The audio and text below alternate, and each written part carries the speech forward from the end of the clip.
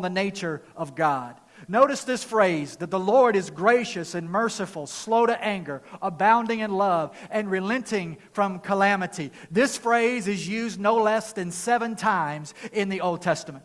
Now, a principle of hermeneutics, in other words, the art or science of interpreting the Bible, simply says that whenever you see something emphasized more than one time, that God wants us to stand up and take notice because what He's saying is really important.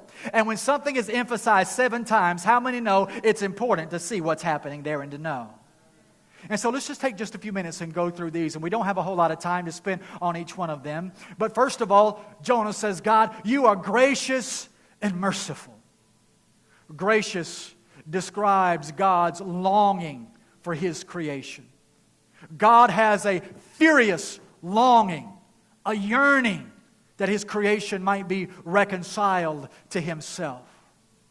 God never looks at His creation, even though this world is broken and fallen away from its Creator. God never looks at His creation without yearning, even for the most evil, to be reconciled with Him. Merciful means to be soft like a womb.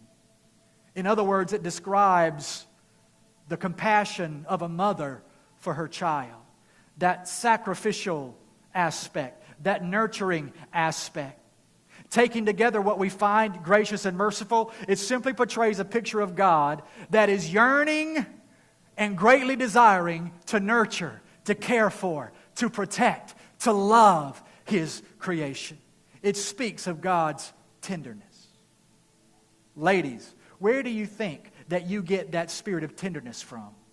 Do you think that evolution somehow just picked out the right genes and somehow, some way, you were made in such a way that you're tender and affectionate and caring and nurturing? Do you know why you feel that way?